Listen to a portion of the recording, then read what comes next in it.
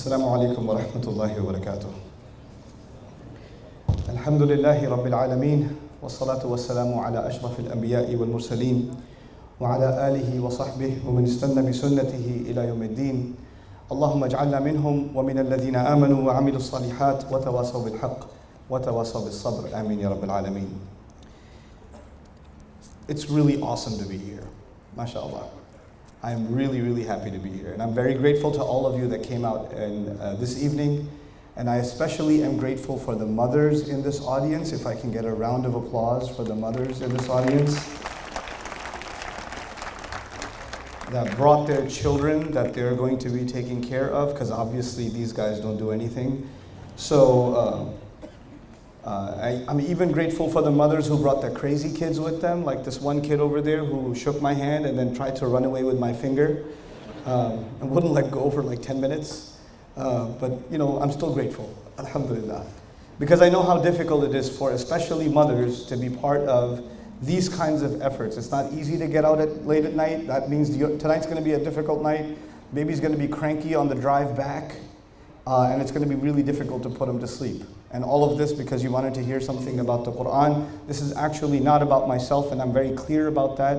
What puts the love between us and puts the love in our hearts is actually the word of Allah subhanahu wa ta'ala. It has the power to do that. And I experience that love, that people I meet that I've never ever met before in my life, and I can see the love in their eyes. And I can see the genuine du'as they make in their eyes for myself and my family only because of one thing. Because I'm trying to do whatever I can, whatever little I can actually, to understand the Book of Allah and share something about the Book of Allah. That's all I'm not doing anything out of the ordinary, but this book is so extraordinary that when anybody tries to serve this book and genuinely wants to share the message for themselves and for others, then Allah Azza wa Jal gives them these gifts. And the biggest gift I can earn, and the biggest gift that you can earn, is the du'as of people. When people make du'a for you, there's nothing more valuable you can have in your life. Now, I'm going to start with a story tonight. It's a difficult subject. I'm going to start with a story tonight, and the story is actually of my own self and some opinions that I used to have about the Quran. I was born in a Muslim family. Many of you know my story. I was born in a Muslim family, but a very average Pakistani Muslim family, which basically means that we did not take the religion all too seriously. I never learned Arabic, I never learned tajweed, I never learned to memorize Quran exhaustively or anything like that. We learned enough. We learned a couple of surahs of the Quran as children. Some of my schooling was actually in Saudi. I was born in Germany, so my early kindergarten schooling was in German, in the German language. I didn't speak anything else except German, which sounds weird, because I don't speak any German now. But anyway, so I learned later on, I learned Urdu. From 2nd grade to 8th grade, I was in Saudi, but I went to a Pakistani school, which is awesome. So I learned a lot of Urdu, right? And then I came to, in high school, I came to the United States. But by the time I was in the United States, I basically had no reason to take my religion seriously. As a teenager, living in Queens, nobody around me, of all of my friends, maybe one guy was a Muslim. And that's not I only know he was Muslim because his name was Atif, not because of anything else. You don't act Muslim in high school in New York City. You just don't do it, And so in that age, I reflect back at that time and my years in college, and I think about what did I used to think about Islam at that time? And the first answer I have in my head is I did not think about Islam at that time. I didn't think much about it. But if I did think about it, here are 3 things I used to think. I'm going to start with these 3 things, and I'd like you to remember these 3 things. The first thing I used to think was Islam is irrelevant. It does not have solutions for my problems right now.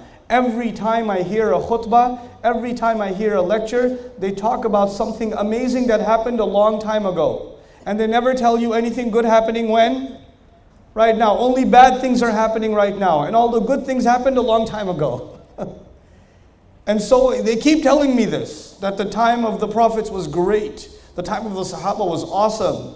We used to be so amazing, but now we are just a bunch of munafiqun and we're just all going to go burn in hell, and all of you are sinning. And so you know what? I accept. You know what? At that time I said, fine. Good times are over. These are the bad times. So therefore this religion has nothing to offer me for right now. And as a matter of fact, every time people would talk about Islam, they would tell me how, and this is, by the way, not coming from someone who's wanting to learn deen. I would go to Jumu'ah because my dad would drag me to Jumu'ah. I don't want to go to Jumu'ah. He would drag me there. And I'm sitting there like, when is this over? Some of the best sleep of my life was during Jumu'ah. You know, the only thing that woke me up was Aqim as-salat. That's the only thing that woke me up. But before I passed out, the few things I would hear about how things that are happening right now, most of those things are haram. And how most of your life you are just in disobedience to Allah. And the only way you can survive is you have to try to live like people lived more than 1,000 years ago. You have to become an ancient person. You cannot be a modern person. So I developed the opinion in my head that this religion is for people who want to pretend that they are living more than 1,000 years ago. This is not for people who live in 2015 or at that time 1997.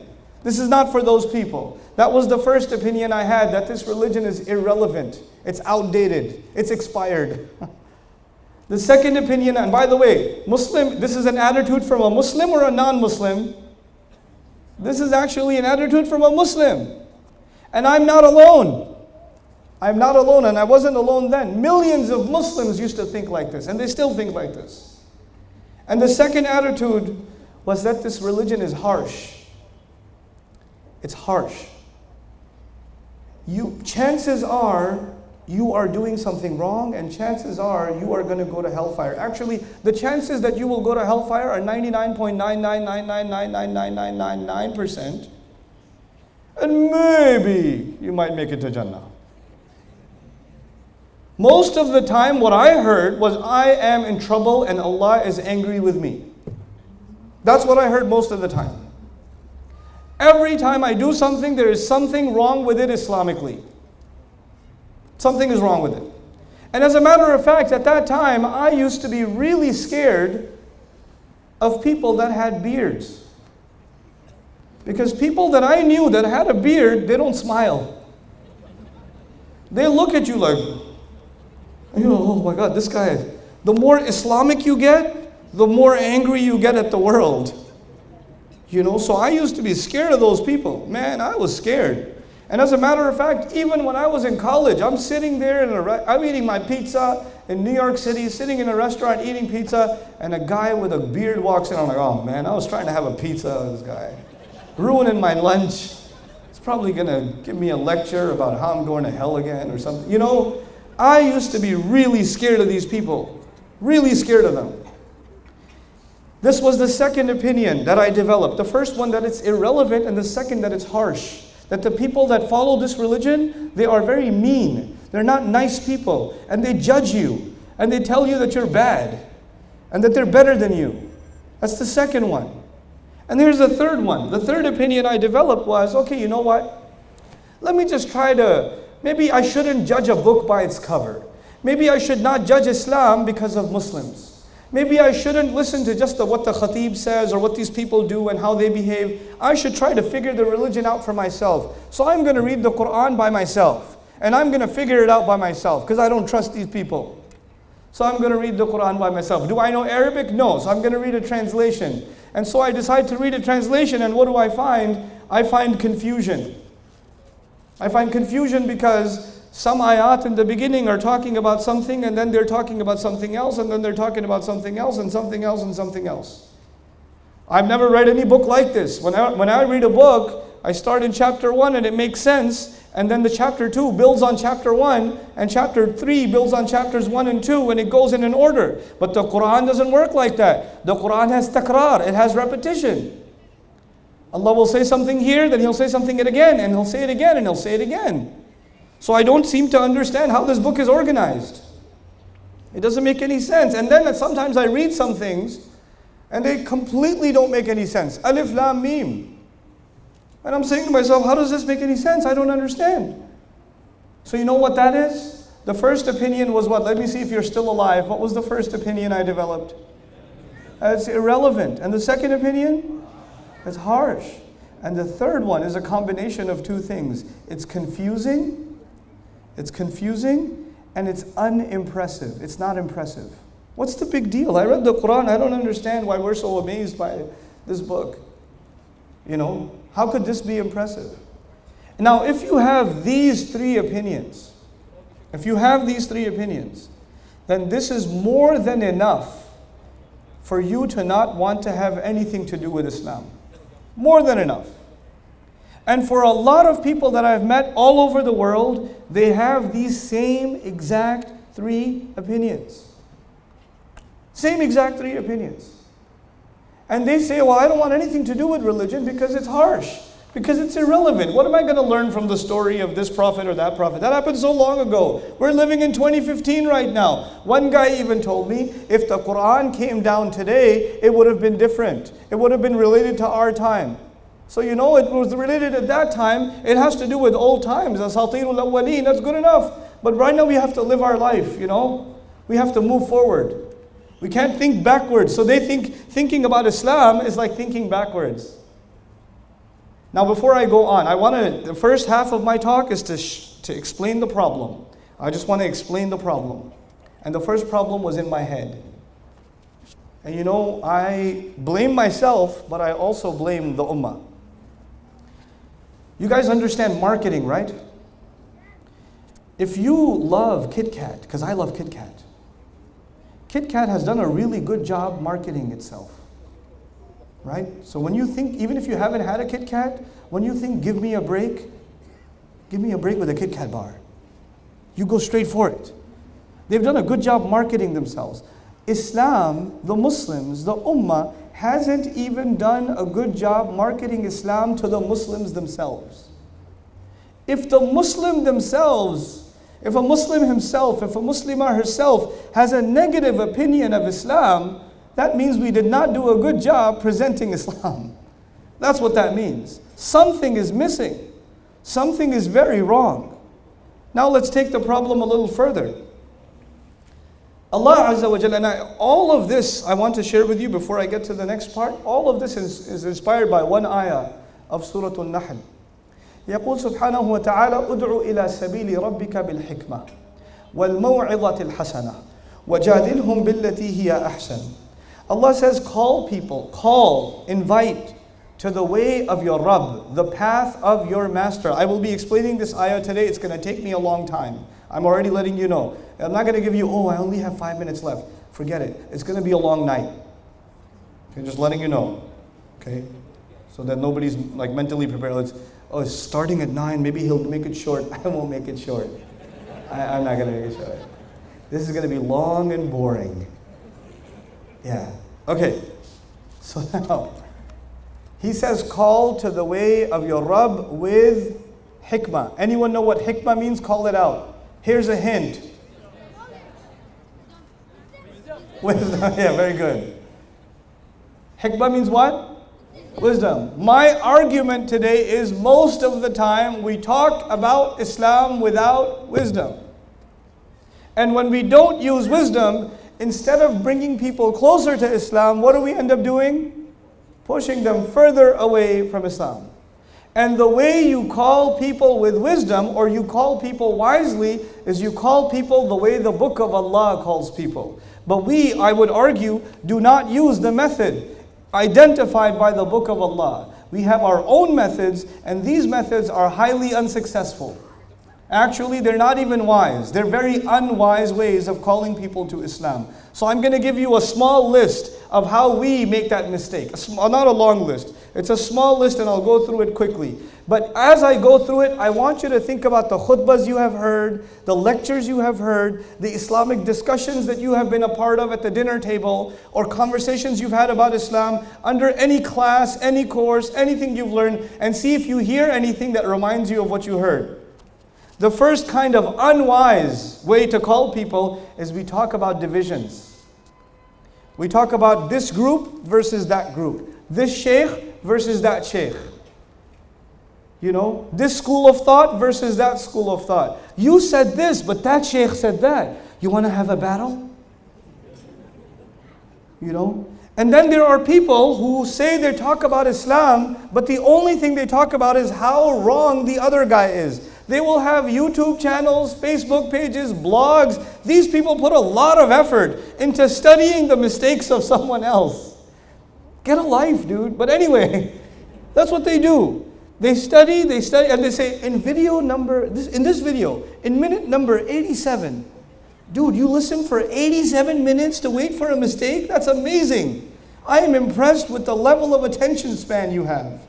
This brother said this, and astaghfirullah al-azim, this is why this brother is a fitna, and he is calling people to the hellfire, and da-da-da-da. And here's my blog to save the ummah from this guy. Does this sound familiar to you? People will benefit from someone, you'll be benefiting. I don't have to name any names. I don't care. I don't care. And this is not even about myself, because I honestly don't care. I really don't care. I read some of the comments under YouTube videos for entertainment. That's what I do.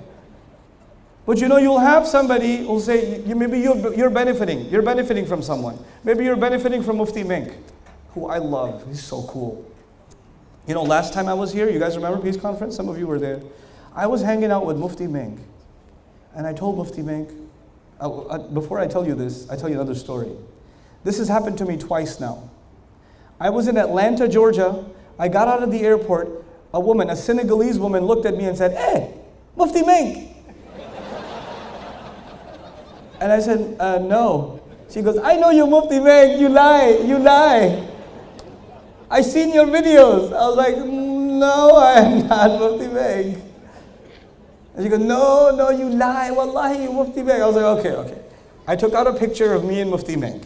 I was like, that's Mufti Menk, and that's me. Oh, you just look just like him. I was like, okay. All right. And the same thing happened in Duha. Brother comes up to me, Mufti Menk, right? And I was like, yes. But my favorite one happened at Dubai airport. Brother Nouman.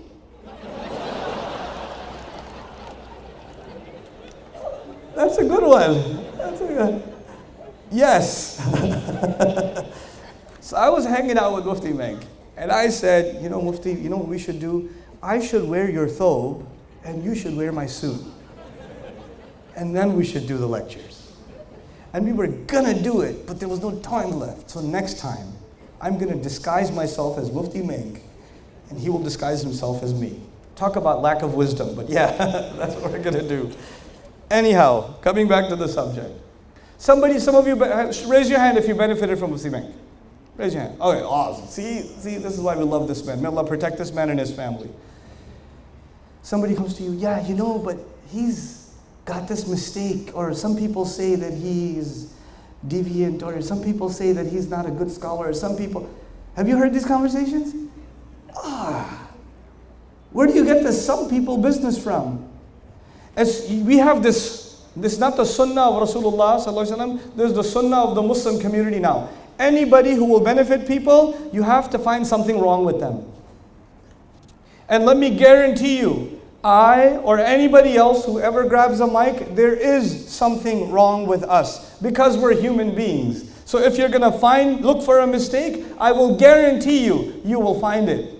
Guaranteed, you will find mistakes because we're human beings. And if yours, he made a mistake. Well, yeah, he's a human being. You didn't accomplish anything. But you know what? We call this Amr bil Ma'ruf and Nahi anil Munkar. What is wrong with you? This is not Amr bil anything. This is you have too much free time on your hands and you don't know how to do something positive. Do something good. Instead of doing research on the mistakes of someone, why don't you go help your mother cook? Why don't you clean your house? Have you ever smelled your socks? Go wash those instead. Do something else with your life. Don't do this.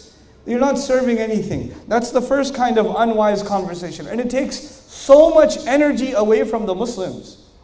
So much of their energy is just spent on this rad of this one versus that one and that one versus this one. Come on, And then the second kind of poisonous, I don't even call it wise conversations about Islam. These are poisonous conversations about Islam. The second kind of poisonous conversation about Islam is when people are judgmental. They want to judge you more than Allah will judge you.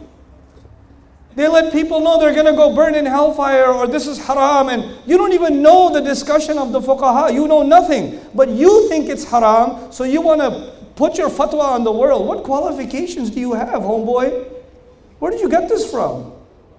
I want to tell you a fun conversation I had. One of my friends, Sheikh Abdul Nasir, some of you know him. Sheikh Abdul Nasir and I were at a dinner. And there were some people having dinner with us, and one brother had a very short beard. He had a very short beard. And the brother next to him had a long beard. And the brother with the short beard, at dinner, turned to the guy with the long beard and said, Akhi, your face, haram. You have to... And he's embarrassing this guy at a dinner table. And you know, when it comes to matters of fiqh, I don't open my mouth because I'm not a faqih. I'm not even a scholar. But Sheikh Abdul Nasir is actually a faqih. And he's sitting there listening to this guy. By the way, both of them are like 20 years old. Akhi, this is haram. In the hadith it says you have to grow your beard, etc., etc. And Sheikh Abdul Nasir, oh man, sometimes this guy, he's about to eat his barbecue, and he puts the thing down and he goes, brother, where's the hadith? And he goes, I think it's in Bukhari. I was like, yeah, which bab? Who's the rawi? Who narrated it? Who did he narrate it to? How was it understood by the Sahaba? How was it understood by the first generation? How was it understood by Imam Bukhari himself? What's the commentary on this hadith in Fathul Bari? What about the Maliki school? What did they comment about this hadith? What about the Shafi'i school? What did they comment about this? And the brother said, you're embarrassing me. Please don't embarrass me. And he said, yes, I'm embarrassing you because you're embarrassing him. You don't know, but you like to take things and just either make them halal or make them haram. You don't have the qualifications. There's a lot of conversation that goes into, before you say Allah forbade something, you have to be very careful. There's not a small thing. Tilka hududullah. This is the hudud of Allah. You don't just get to drop haram, haram. You don't get to do that. And you don't get to decide who's going to burn in hellfire and who's guided and who's misguided. The ayah that I'm reading to you today, towards the end, when we get to the end of the ayah, إِنَّ رَبَّكَ هُوَ أَعْلَمُ بِمَنْ ضَلَّ عَنْ سَبِيلِهِ. Your Rabb, He knows who's misguided, not you. You don't get to decide that. But we love to judge people very quickly. As a matter of fact, we are so good at judging people, we judge people as soon as they walk into the masjid. We look at them, oh, short beard. We look at it, check the pants. Oh, yeah. So quick. We send people to nar. Most people we send to, this is a horrible, horrible thing to do. Horrible thing to do. Judging people through Islam. The only one to judge is Allah subhanahu wa ta'ala. Our job is not to judge. Our position is not to judge. Then the third, and by the way, when somebody does something wrong, if you know it's absolutely wrong, you've done your research, you've done your homework, you know for sure that it's wrong, then you have to figure out a polite way of correcting it. And maybe you shouldn't be the one correcting it. Maybe somebody else should be the one correcting it. You have to use what? Wisdom. Wisdom. Sometimes you correcting someone will do more damage than good. If I try to correct my father, it's not going to go well. It's not a good idea. I should talk to my mom, and my mom will talk to my dad, and that way I won't get in trouble. You see what I'm saying? Sometimes you have to use wisdom, and you don't take the direct approach every time. It'll do more damage than good. So the first kind of poisonous conversation is divisive. It creates divisions and talks about groups and people. The second kind of poisonous conversation is obsessed with judging people. The third kind of conversation, I kind of already alluded to it, is conversations about the Book of Allah and the Sunnah of His Prophet sallallahu alaihi wasallam that are shallow, that are absolutely shallow. What do I mean? You know, if you hear a khutbah in which there are 30 ayat are quoted, 20 ahadith are quoted, ayah after ayah after ayah, hadith after hadith after hadith. How much time did you spend on each ayah? A few seconds, yes? And then you went straight to the next ayah. Then you went to the next ayah. Then you went to the next hadith. Then you went to the next ayah. How much time did you actually think about any one of those ayat? Very little. Very little. And you know what that is? That is not healthy. every ayah of the Quran, every hadith of the Prophet ﷺ deserves attention. When you give me too much of that at the same time, I actually end up paying attention to none of it.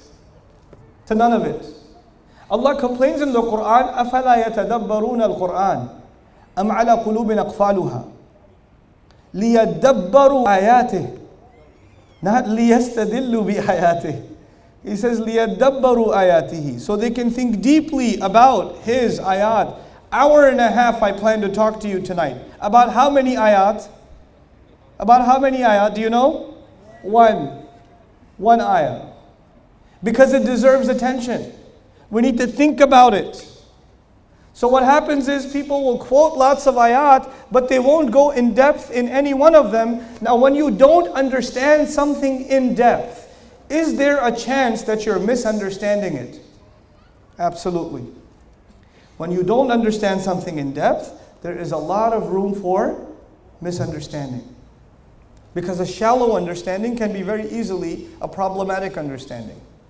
Let me tell you something else while I'm on this point. This might be a little bit harder to understand, but an important point. The most supreme thing that we have in Islam, the highest truth that we have in Islam is the Book of Allah. يقول سبحانه وتعالى وكلمة الله هي العليا. The word of Allah is in the highest place. The highest thing we have is what again? The word of Allah. Now what happens? Somebody says, they have a bias already. They have a thing in their mind. And the concept in their mind is women are inferior to men. This is the idea they have in their head. Now that they have this idea in their head, they will pull a bunch of ayat and they'll pull a bunch of hadith and they'll give you dalil for why women are inferior to men. But what came first? The ayat came first or their concept came first? Their concept came first and they used the ayat to prove their concept. This is incorrect. We don't want to make any assumptions before we turn to the Book of Allah. The Book of Allah will decide how we should think. We don't decide how to think about the Book of Allah. You understand? So there's this bias. You already have your mind made up. And by the way, this can go really crazy. Some people can say, well, we have to kill every non-Muslim. Let me prove it to you. And they'll give you 100 hadith and 50 ayat. And they can do it. It's very easy. I've seen it done. What's the problem with that? And some young 19-year-old listens to that speech and says, man, he's got so much daleel. He quoted so many ayat and so many hadith. He must be right. Because it's in the Book of Allah. No, you monkey. The conclusion came first and the research came second. In every field of knowledge, what comes first? The conclusion or the research? The research comes first, and then based on the research, you decide a conclusion. This is the exact opposite of what they do. So it sounds like a very Islamic lecture, because it's got a lot of ayat and a lot of hadith. But you know what? It's a very un-Islamic approach. Because their bias, their opinion has already taken a supreme position and everything else is being inserted inside it. SubhanAllah. And we Muslims get taken advantage of. They think that's from Islam too. So many of the things we hear today, unfortunately, so many of the things we hear in the name of the Book of Allah are an insult to the Book of Allah. They're an insult. The exact opposite of the meaning is being taught. So many times. And it's a painful thing to listen to. Wallahi, it's painful. Now the next, just a couple more that I want to share with you. There's this isolationist. I know it's a big word, I'll make it easy to understand. There's this isolationist conversation about Islam. By the way, these kinds of conversations about Islam, have you heard them before? Conversations that make divisions between people, have you heard that before? Have you heard conversations that judge people? Have you heard conversations where people already have their mind made up and then they use the ayat and a hadith? Have you heard these kinds of conversations? We are being taken advantage of as a population. And this needs to stop. This needs to stop. Now just one more that I want to share with you is isolationism. And what that means is that they'll tell you that the only people who have the haqq is us. And if you want to be safe, don't listen to anyone else. Because if you listen to them, you will become misguided. And you want to go to Jannah, right? The only way to go to Jannah is you stay in my halaqah. You just listen to me, because all the other people are misguided. And these people have an updated list of the misguided scholars every week. If you want to save yourself, only listen to us. And you know what happens? People listen to them and they isolate themselves. And they isolate themselves from their family. These people cut themselves off from their own family. They don't want to listen to their family anymore. Well, my parents don't listen to my sheikh, so I don't want to deal with my parents. I don't want to deal with my family because they're not on the haqq. And so you use the deen and you misuse the deen to isolate people from their own families, from their own communities, from their own societies. Where I live in the United States, there are some isolated communities in the United States. You know what they teach you? They teach you in these communities, they teach you the non-Muslims, these are the kuffar. They are najas. They are evil people. Don't deal with them. If you deal with them, if you become friends with them, if you talk to them nicely, if you do business with them, they are a fitna. They will take you away from Islam and they will make you kafir. So stay away from them. And so there are masajid in America. In America, there are masajid that have been there for 40 years. And the neighbors, next door neighbors, are non-Muslims. And they have no idea that that's a masjid. Because the people in the masjid say, fitna, the kuffar. Where did you get this from? Where did this come from?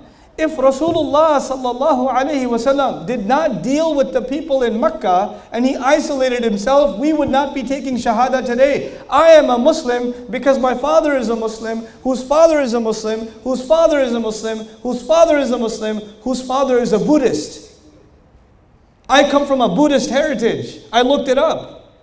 My great-great-great-grandfather was actually a Buddhist. And he became a Muslim. Somebody had to talk to him and not treat him like najas. Somebody had to show him courtesy. Somebody had to treat him like a human being. Somebody had to show him love and respect. You know? I was in the elevator in the hotel over here and the guy's name was, God, what was his name? Ritik. That was his name. It's hard to pronounce. Starts with an H. Ritik. Obviously not a Muslim name.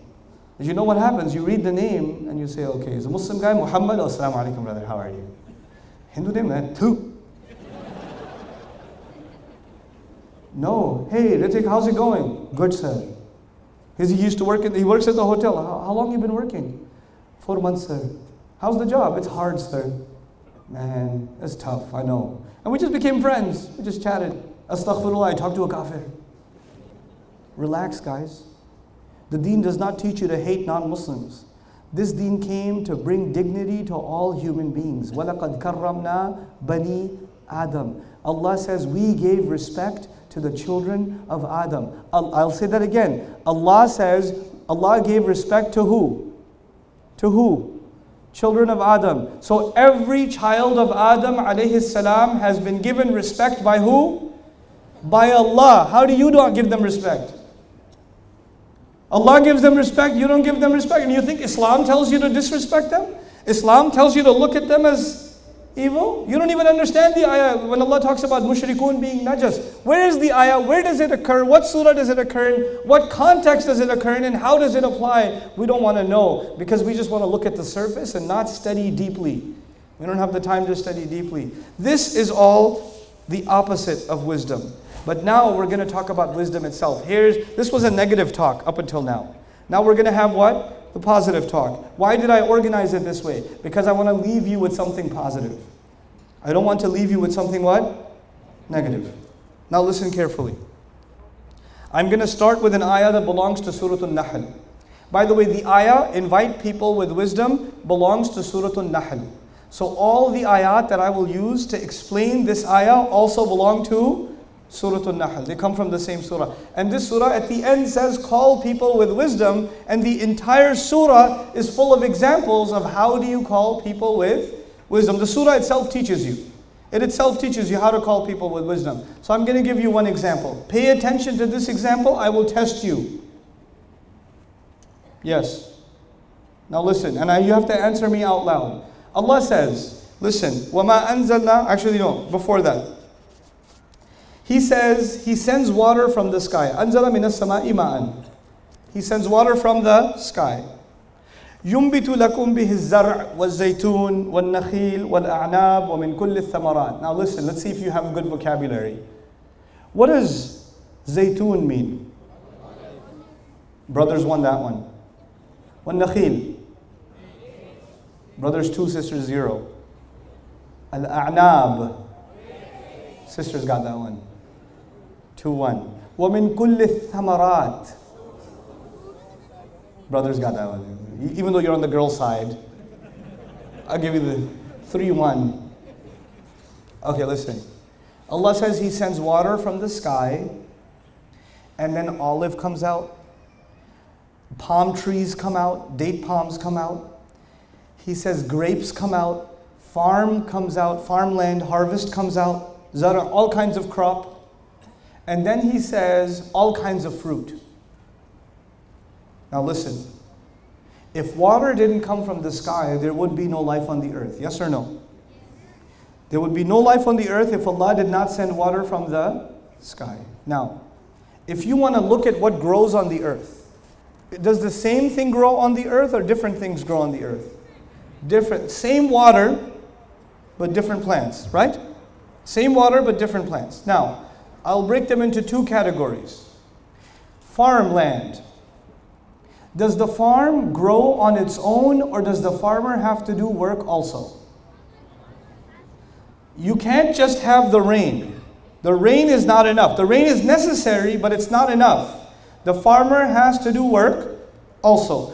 Grapes are delicate plants. You can't just grow them on their own. The farmer has to do, the gardener has to do work. Palm trees are sensitive. You have to take care of them. The gardener has to take care of these plants. Rain alone is not enough.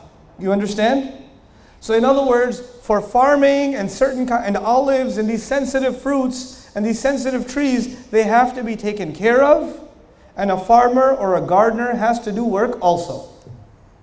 But when Allah says He grows all kinds of fruits, if you go in the Amazon jungle in South America, and there are hundreds and thousands and thousands and thousands of acres of jungle and trees, do those trees have fruits? Yes. But is there any gardener? Is there any farmer? No, it grows on its own, yeah? So what I'm trying to say is, when Allah sends water from the sky, things grow from the earth. But some things grow because of our effort also. It's a partnership. And some things grow only by the gift of Allah. You with me so far? Now let's take this further. Let me tell you why I gave you this example. Remember, we're trying to learn what from the Quran? Wisdom. All of this I'm explaining to you because we're going to try to learn some wisdom from the Quran tonight. Now listen. Same surah. Allah Azza wa Jalla later on says, وَمَا أَنزَلْنَا عَلَيْكَ الْكِتَابَ إِلَّا لِتُبَيِّنَ لَهُمْ الَّذِي اخْتَلَفُوا فِيهِ وَهُدًى وَرَحْمَةً لِقَوْمٍ يُؤْمِنُونَ. We did not send the book down to you at all. Wait, before He said, what did He send down? Rain. Now He says we're sending what down? The book. So now He is going to compare the book to what? The rain. He says we sent the book down only so they could clarify all the differences, and so it could be guidance and mercy. Now, when the book of Allah comes down, like the rain comes down, the rain goes into the earth, and the book of Allah, its ayat go inside the hearts of human beings. Now, the earth used to be dead, yes? And because of the rain, what happened? It came back to life. And the people used to be dead. Their hearts used to be dead. And Allah's book has the power to do what? Bring them back to life. The Muslim community can have so many problems. We could have lying and cheating and stealing. We have forgotten the book of Allah. Our youth don't pray anymore. They're addicted to filth on the internet. They're watching movies. We have political problems, social problems, economic problems, spiritual problems, psychological problems. Oh my God. But you know what? You could be dead. But if you have the book of Allah coming into your heart, what will happen? You will be brought back to life. There's no reason to be depressed. I depressed you in the beginning. Man, we got so many problems. But you know what? We have one solution. And what's that solution? The book of Allah. And when it enters into you, you could be as dead as death gets. And Allah will bring you back. This is why Allah says in Surah Al-Hadid, He talks about the hearts that became hard. فَقَسَتْ قُلُوبُهُمْ وَكَثِيرٌ مِّنْهُمْ فَاسِقُونَ. Their hearts became hard and so many of them are corrupt. And in the very next ayah He says, اعْلَمُوا أَنَّ اللَّهَ يُحْيِي الْأَرْضَ بَعْدَ مَوْتِهَا. You should know Allah brings life to the earth after it had died. Allah will bring this ummah back to life. You just have to apply what? The water. What is the water for this ummah? It is the Qur'an.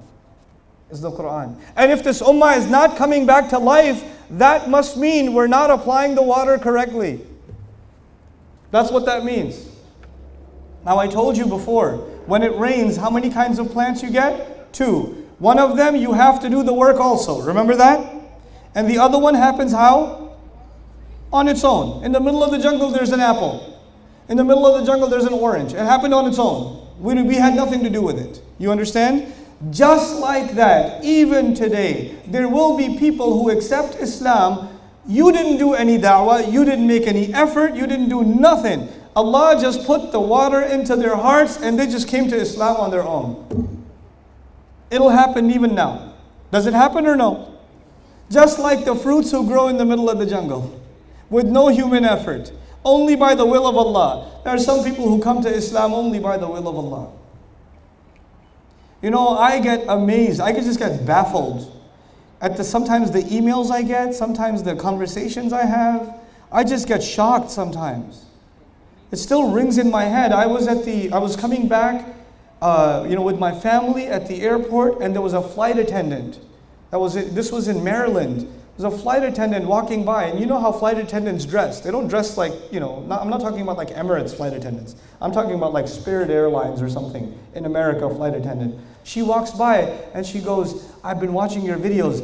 Pray that I become a Muslim soon. And I said, whoa, how did that happen? I did not give her da'wah. I don't even know her. I made no effort towards her. I just studied Quran and put a video on YouTube. Who did that for her? Allah did that for her. He can make it rain into people's hearts. That's not my effort. That's the gift from Allah to this woman. And may Allah give me a reward even though I didn't make any effort. For what? And may Allah guide her to Islam. And there are hundreds of thousands of people like that. This Christian woman just emailed me last week. She said, because the Charlie Hebdo incident, you know about that? When the Charlie Hebdo thing happened, this woman, she's a woman from Texas, and she lives in Japan. She lives in Tokyo. She says, I got curious about this prophet that they're making fun of, and I started looking for videos on YouTube, and I found your videos, and I started watching your videos, and now I wanted to know that because I'm watching so many of your videos, I ran out of data on my phone.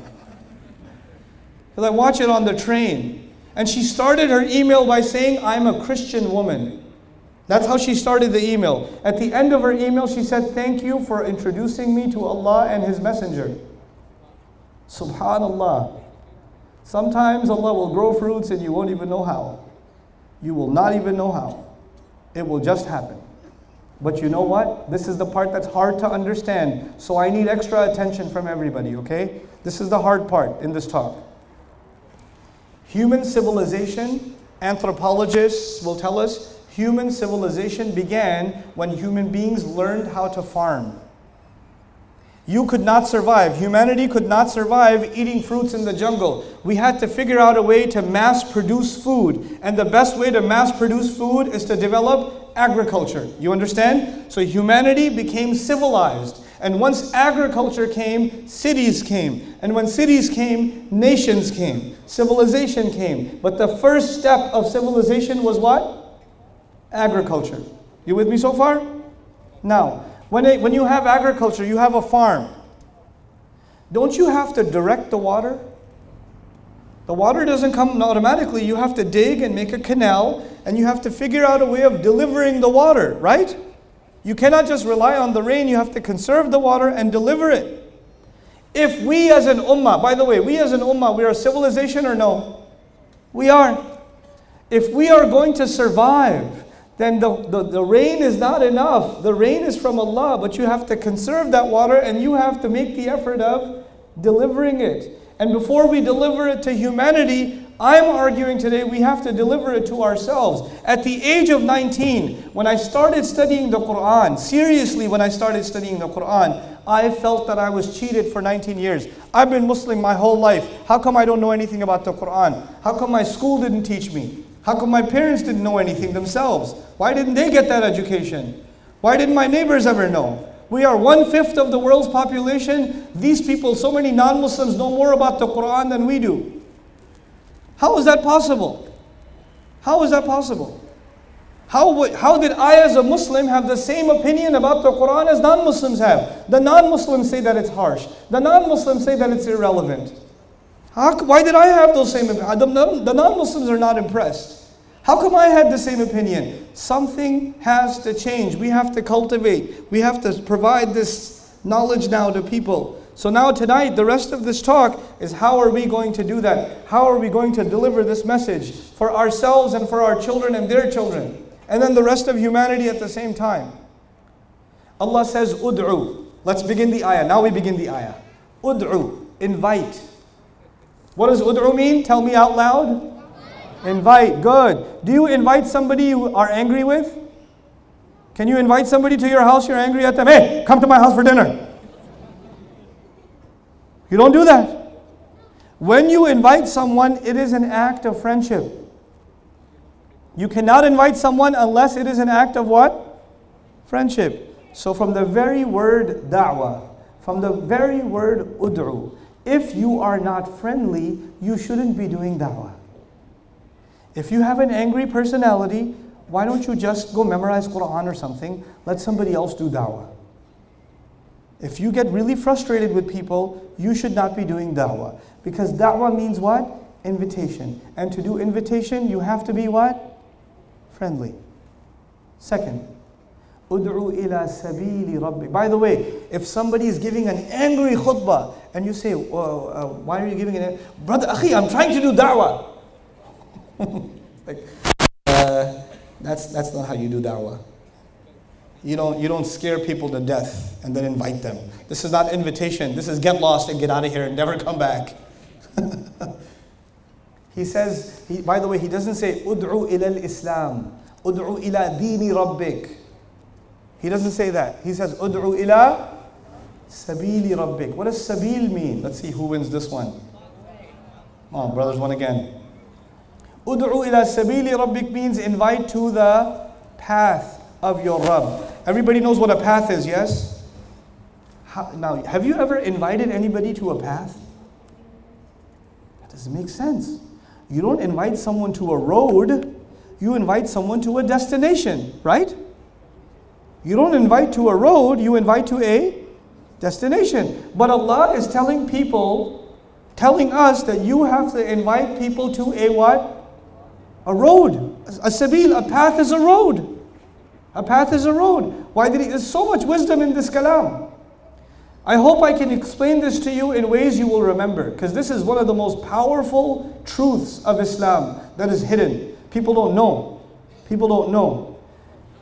You know, people study Islam and they say, man, sisters are learning Quran. I don't know so much vocabulary. I haven't memorized so many surahs. I don't know tajweed yet. I don't know this yet. I don't know that yet. When I learn this much, inshallah, then it will be good. But right now, I don't know anything. People are always worried about more quantity.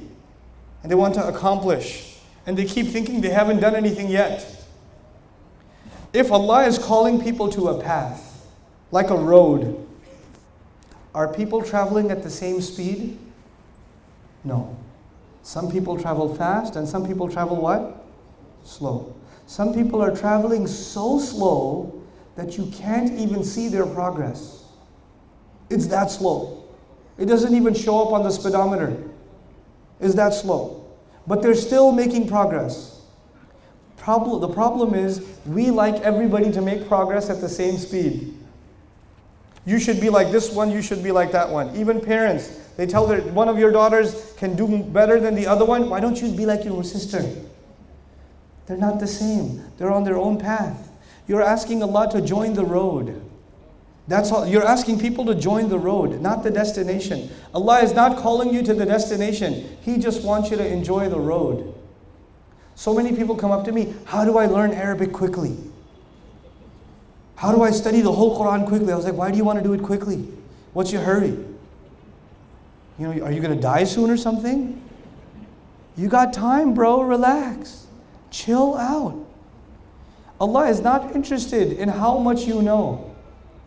Allah is interested whether or not you are on the road. And when you are on a road, how do you know if you're on a road? The scenery around you is changing, yes or no? And you're making progress. All Allah wants from you is what? Progress. All Allah wants from you is progress. He does not want perfection from you. That's what people want from you. That's not what Allah wants from you. Allah knows what He created. He did not ask people to become perfect. He asked people to make progress. That's all He asked. Allah makes our deen easy and beautiful. We make our deen difficult and ugly. We make people feel bad because they're not perfect. We make people feel bad because they're not completely there yet. The Sahaba were the best generation, yes or no? Best generation of all time. Of all time. And these people were willing to die for Islam, yes or no? Okay, Allah gave them ayat about alcohol in 3 stages. These are people that are willing to die for Islam. And Allah said, لا تقرب, إثمهما أكبر من نفعهما. The evil in alcohol is greater than the benefit. The evil is more.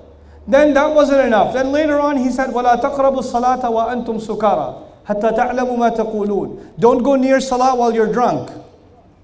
And then finally, one of the last surahs ever revealed, Surah Al-Ma'idah, one of the last surahs ever revealed, He says, رِجْسٌ مِّنْ عَمَلِ الشَّيْطَانِ فَهَلْ أَنْتُمْ مُنْتَهُونَ. This is evil from the work of the devil. Will you stop or what? In other words, Sahaba, who were the best generation, Allah did not expect them to quit alcohol immediately. If He wanted, He could have given the ayah from the very beginning. Now think about this even further. Alcohol is considered not just haram, it's also considered evil. There's a difference. Pigs are not evil. Pigs are just what?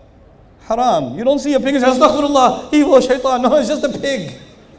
Just don't eat it. Okay, it's a pig, Allah made it. It's not evil. Relax. Okay? But alcohol is not just haram, it is also what? Evil. Which means it was always evil. Which means it was always from the work of the shaitan. In the first year of revelation, it was from the work of shaitan. And in the 23rd year of revelation, it was also the work of shaitan. And even though it was always evil, Allah decided that people haven't made enough progress on the road yet. So they're not ready yet. So I'll give them the ayah when they're a little more ready. So I'll give them a little bit. And I'll tell them, look, the harm is more than the benefit. Then a little bit later I'll say, at least don't be drunk when you're making salah. And a little bit later I'll tell them, okay, leave it now. You're mature enough. Now stop. The best generation, Allah allowed them time to make progress on the road. And what do? If a drunk guy walked into the masjid today, he's had 2-3 beers, you can smell it from 10 feet away, and I want to pray. What are we going to do with him? We're going to beat him up and kick him out. And once you kick him out, where's he going to go? Back to the bar. He's going to go back to drinking. He came to the house of Allah. He took a step. He took such a big step. And you said, go back. This step is not good enough for us. You're not good enough for us. Allah wants you to make progress on the road. And you have to let other people make progress on the road. And maybe some of them will take their time, and some of them will move quickly. You know, Allah gave the example of growing things on the ground, right? There's a farmer. And by the way, some of you have these, so many. I think maybe in the last year, this question was repeated at least 1,000 times in my lectures. People came to me at least 1,000 times and asked this one question. Let me tell you what the question is. Brother, my husband doesn't pray. My son doesn't pray. My wife doesn't pray. My sister doesn't pray. My uncle doesn't pray. My father doesn't pray. How do I get them to pray? How do I change them? Tell me one thing I can say to them and they'll change. And I say, okay, hold on. I got nothing. There's a farmer What's step one in farming? You put the seed in the ground, yes? You put the seed in, then you put water. Then you go to sleep. Then you wake up. Make sure the soil is clean. Then you put water again. Then you go to sleep. You wake up. You put water again. Remove the insects. Make dua. Ya Allah, take care of this plant. Does the farmer see any progress? Yes or no? He sees no progress. All the things that are happening under the ground. The farmer doesn't say, if there was one thing I could do, it could just change right now and turn into a tree. Let me dig it up, take the seed out, make a tree out of it. Does it work like that? Allah compared the Quran coming down to water coming down. And when water comes down, the life on the earth grows immediately or grows over time? It grows over time. When the Quran will enter somebody's heart, they will change immediately or change over time? They will change over time. Abu Bakr as-Siddiq changed immediately, but so many Sahaba changed over time. Umar bin al-Khattab, 5 years. It took some time. Abu Sufyan, many more years. It took a lot of time. It doesn't happen overnight. People only quote the example of Abu Bakr as-Siddiq. By the way, Abu Bakr as-Siddiq is an extremely amazing example. Even for the Sahaba, he's too high of an example. What about you? People quote the greatest example and make you feel bad.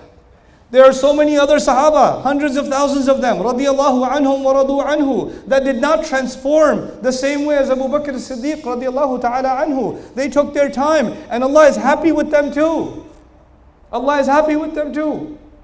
Call people with wisdom. Let them grow. Let them listen. Let them listen. I was giving a lecture in England. When I finished my lecture, a woman came up to me and said, "Please don't tell anyone, I'm Shia.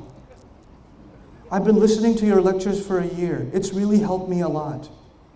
Please don't tell anyone." You know why? Because it's Birmingham, England. Whew, that place is crazy. You know?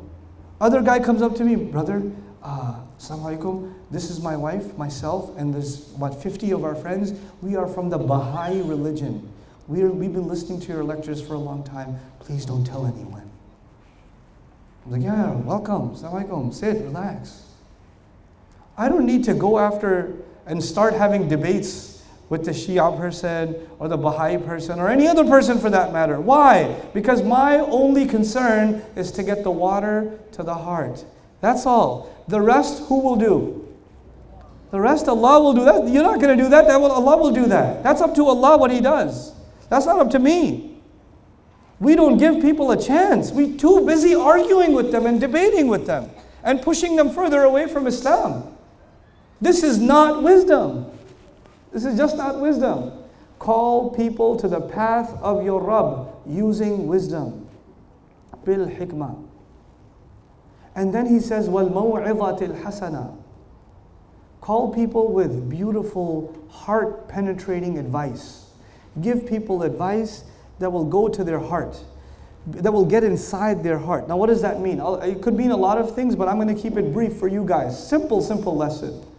Sometimes you say things that make someone angry. Sometimes you say things that they are willing to accept, and sometimes you say things that make them more upset and they don't want to listen to you.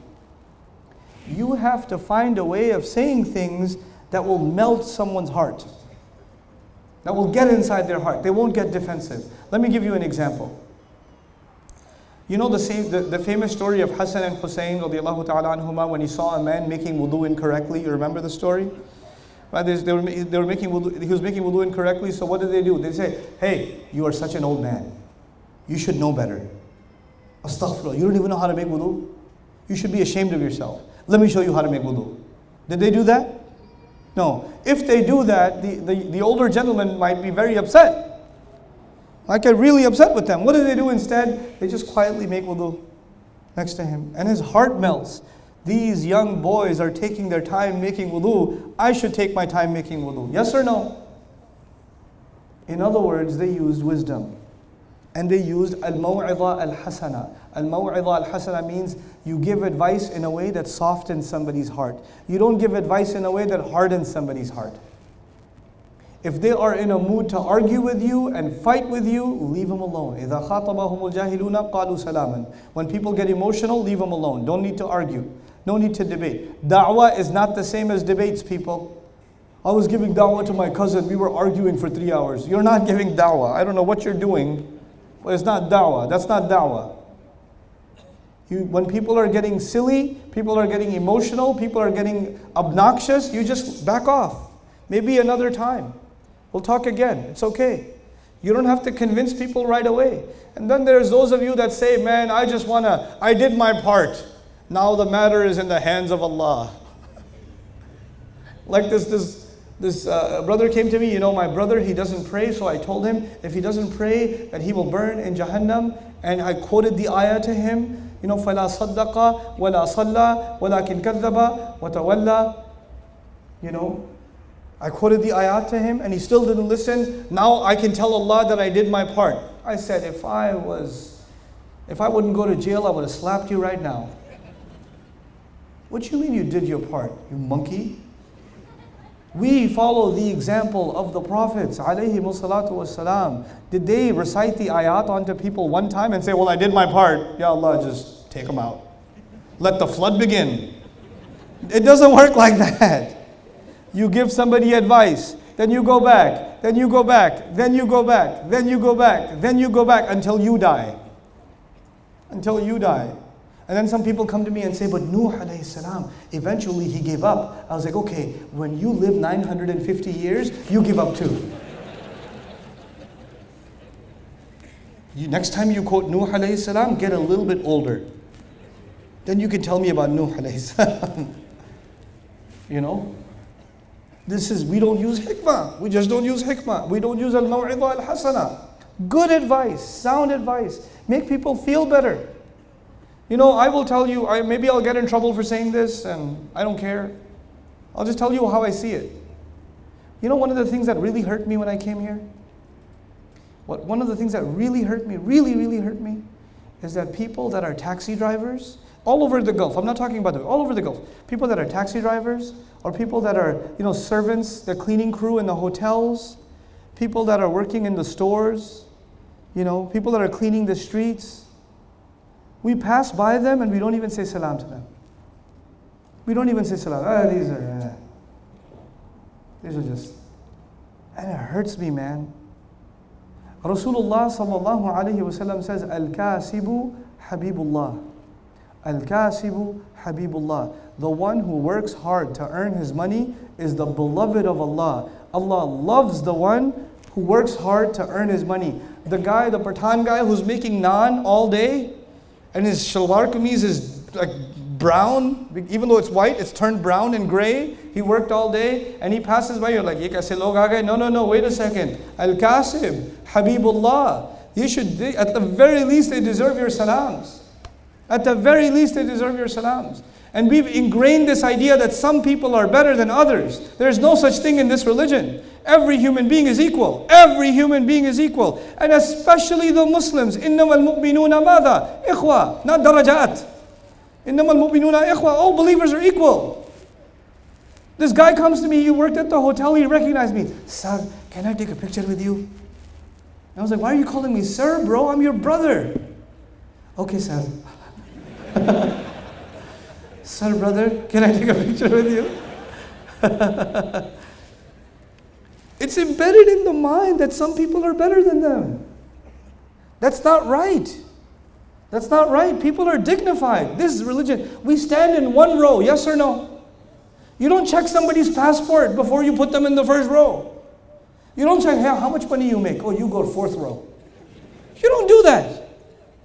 The salah itself teaches us that every human being is supposed to be treated equally. Your maw'idah hasana in this society and in so many Muslim societies. This is happening in Pakistan. This is happening. I'm not even picking on the Gulf, guys. I'm not even picking on. This is happening in Pakistan, Egypt, Bangladesh, India. You go there, some rich family goes and they go to a restaurant, and I saw it with my own eyes one time. They go to a restaurant and there's, the tinted windows and the kid rolls the automatic window down. He's like 12-year-old boy inside, rich boy, 12 years old. And the old man who comes to, Sir, chai ladu, sir? And the old man, 60-year-old man, and he says, ja leke aa. Go get it. Like he's talking to somebody like 5 years old or something. Ji main leke aata hu, sir. Ji. Man, if I wasn't going to get arrested, I would have taken that kid out of that shit. I would have been like, come on, tamiz se baat karo. Bade hain. They're older, it's an older person. You treat them with respect. You treat them with respect. What's the point of memorizing Quran, studying the book of Allah, and you don't treat the janitor with respect, and the cleaner with respect, and the taxi driver with respect? You don't treat, what are you learning? Why are you learning this? What's the point? So we have to change our thinking. This is maw'idah hasana for you, to make people feel dignified in this society. Give them good counsel, speak to them like equals. Speak to them with respect. You know, every human being deserves respect. Every human being. And I told you today, it's not just the Muslims. Every human being should be treated with respect. Why in the world would they want to come close to Islam when they see us behave like this? What reason have we given them? People keep saying the problem of the ummah is the political problem. It's the economic problem. It's the social problem. It's the education. I say no. The problem of the ummah is the hikmah problem. It's the hikmah problem. It's the maw'idah hasana problem. That's the real problem we have.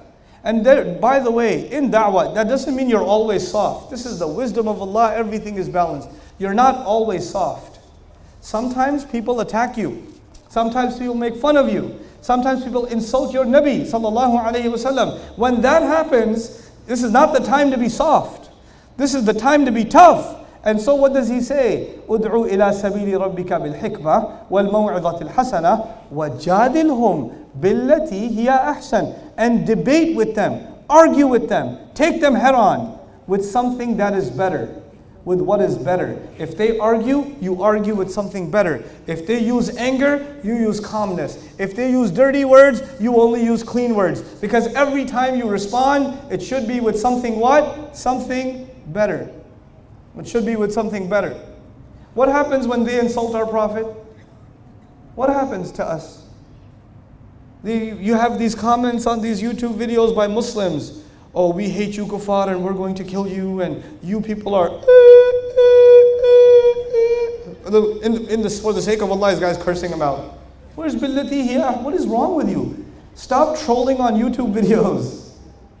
Nobody cares about your comments on YouTube. Nobody cares.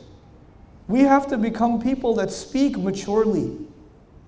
The thing about the Muslims is we are an intellectual people. We are an intelligent people. We are a smart people. We are not emotional people. Right now the world thinks of us as emotional people. And that's our fault, because we haven't learned from the book of Allah how to respond intellectually. We only learn how to respond emotionally. We have to raise our status. وَجَادِلْهُمْ بِالَّتِي هِيَ أَحْسَنُ. Now at the end of all of this, all of the calling people with wisdom, helping somebody, giving somebody advice, you know what happens? There's a really big problem. When I give somebody advice, sometimes there's a problem. I think I'm better than them. I think I'm better than them. They need my advice.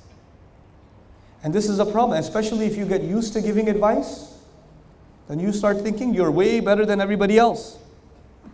Listen, I have this mic over here and these like 18 camera guys over here putting the camera on my direction.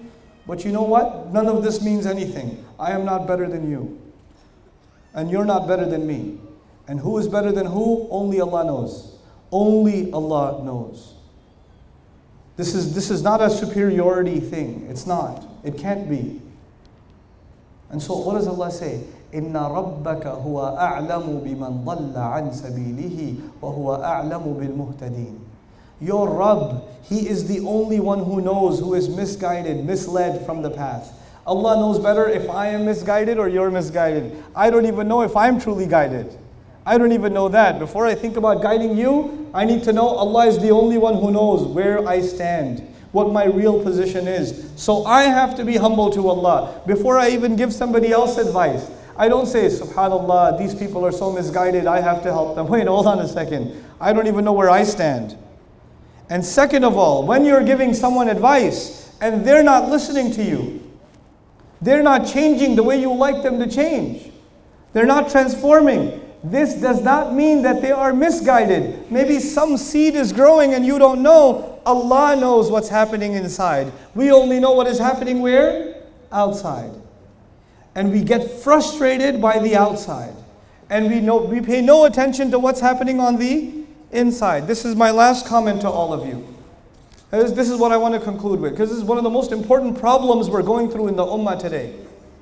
This ummah today, one of its biggest problems is a lack of wisdom, and the lack of wisdom shows when we are only concerned with the outside and not concerned with the inside, even within Islam. Even within Islam. A good boy is a boy who memorized the entire Quran. That's on the outside. A good person is someone who has a lot of ilm. That's on the outside. That's not on the inside. You could have a lot of ilm and still be a terrible human being. Is it possible? You could still be a hafiz of Quran and care nothing about Allah and His Messenger. Is that possible? Yeah. Making somebody a hafiz does not make them a good person. Hifz is important. My kids do hifz too. But hifz is only one small part of the equation. We have to fix what is on the inside. That is really, really important. More important than anything else. Anything else. People say you have to have, until you have a lot of ilm, you are not worth anything to Allah. I say, I don't know what Quran you are reading, but it's not the book I learned from. It's not the book I learned from. You know, Rasulullah sallallahu alaihi wasallam was reciting Quran, and some jinn passed by. You know the story? He was reciting Quran and jinn passed by, and the jinn heard the Quran. وَإِذْ صَرَفْنَا إِلَيْكَ نَفَرًا مِنَ الْجِنِّ يَسْتَمِعُونَ الْقُرْآنَ فَلَمَّا حَضَرُوهُ قَالُوا أَنْصِتُوا فَلَمَّا قُضِيَ وَلَّوْا إِلَىٰ قَوْمِهِمْ مُنذِرِينَ. A group of them passed by, Allah made them pass by, and when they heard the Quran, they said, shh, what is that? And when the whole recitation was done, they went back to their nation, and they started giving them da'wah. How long did the jinn listen to Quran? A few minutes?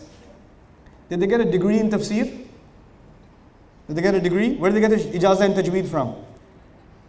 Where did these jinn who learned Quran for how long? How long? Few minutes. And then what happened next? They went back to their nation and started inviting their nation to the book of Allah. And their da'wah was so beautiful that Allah made it part of the Quran. It's in the Quran that we learn their speech. Are these jinns ulama? Are these jinns fuqaha? No. These are regular jinn, regular people in their own species. But you know what makes them amazing to Allah? Their sincerity. Their sincerity. We like to make the religion complicated. Allah makes the deen of Allah easy, simple, beautiful. So much so that even a jinn can understand it. And they don't even have a PhD.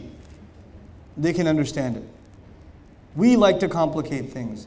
We like to teach everything about Islam in a complicated way. And Allah likes to teach it in a simple way. That is the wisdom of Allah, keeping things simple. We complicate things. Somebody recites Quran and we say, where'd you get ijazah from? Which is it Hafs? Is Hafs and Asim? Is it Warsh? Oh no, your qalqala needs to be longer. Your mud needs to be this. You're going to spend 3 years doing tajweed and nothing else. You make things, this was never the case in the past, by the way. Never the case. We like complicating things. We become obsessive compulsive about something. Allah doesn't do that. Allah keeps things simple, easy. Somebody says, I'm a Muslim. Oh yeah, you're a Muslim? What's your aqidah? That I'm a Muslim. No, but what do you believe? La ilaha illallah. No, but which aqidah book did you read? I didn't read an aqidah book. I just know that Allah is one.